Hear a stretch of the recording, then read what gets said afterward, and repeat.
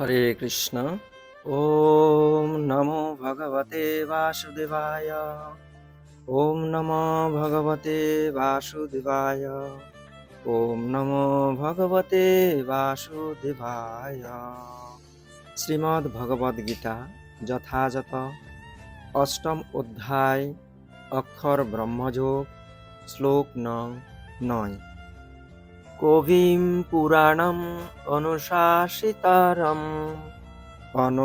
অনিয়মসম অনুসারেয্যদ সর্বোচ্চ ধাতারমচিন্তরূপম আদিত্যবর্ণম তমসা পরস্তদ।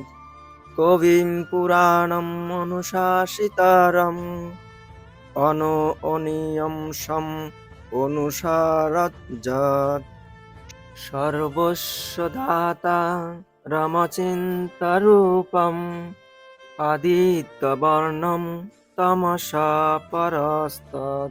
পরম পুরুষ ধ্যান শুন তাহার জ্ঞান, সর্বজ্ঞ তিনি সেই সনাতন।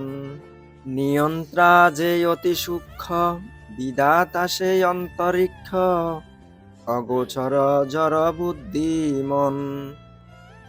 যেই জন শরণ করে নিত্য সেই পুরুষেরে, আদিত্যের নেই সপ্রকাশ।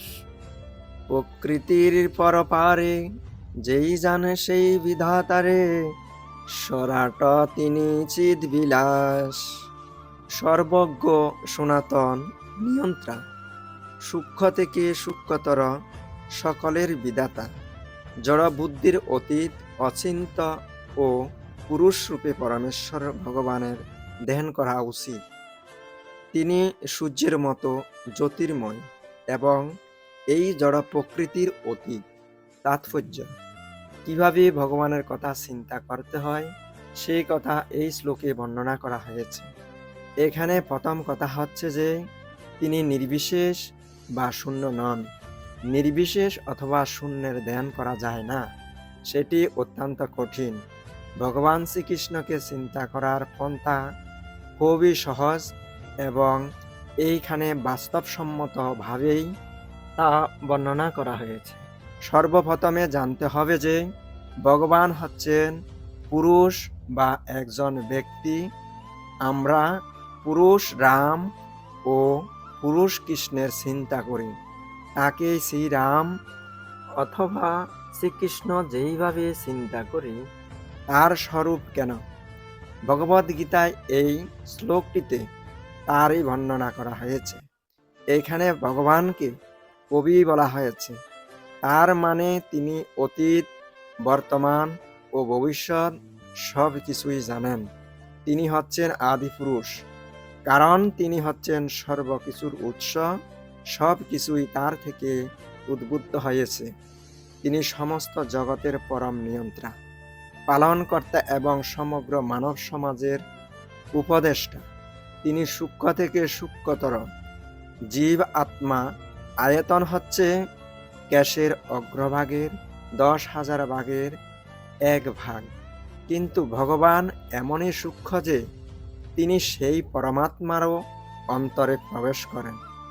তাই তাকে সূক্ষ্মতম থেকেও সূক্ষ্মতর বলা হয়।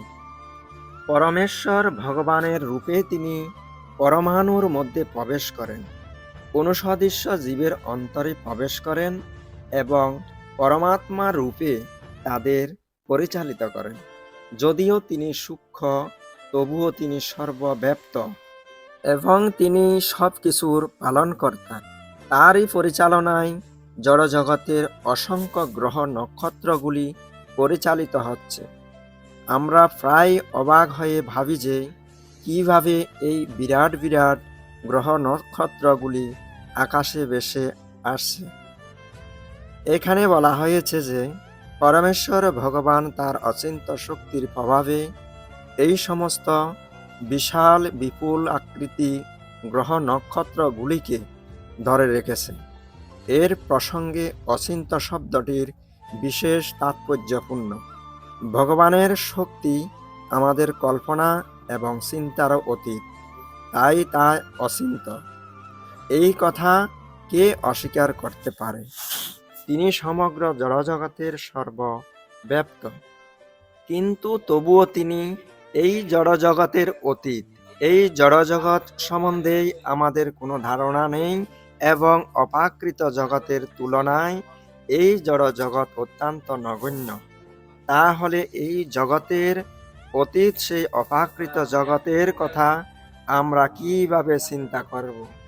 অচিন্ত মানেই হচ্ছে যা এই জড়জগতের অতীত, যা দার্শনিক অনুমান, তর্ক, যুক্তি আদির দ্বারা উপলব্ধি করা সম্ভব নয়। তাই যে বুদ্ধিমান, তার কর্তব্য হচ্ছে সব রকমের যুক্তিতর্ক, জল্পনা কল্পনা বাদ দিয়ে বেদ, ভগবদ্গীতা, শ্রীমদ্ ভাগবতম আদি শাস্ত্রে যা বলা হয়েছে তাকে সত্য বলে মেনে নিয়ে তার অনুসরণ করা। তাহলেই সেই অপ্রাকৃত তত্ত্ব উপলব্ধি করতে পারা যায়। জয় জয় শ্রীমদ্ ভগবদ্ গীতা যথাযথ কি জয়।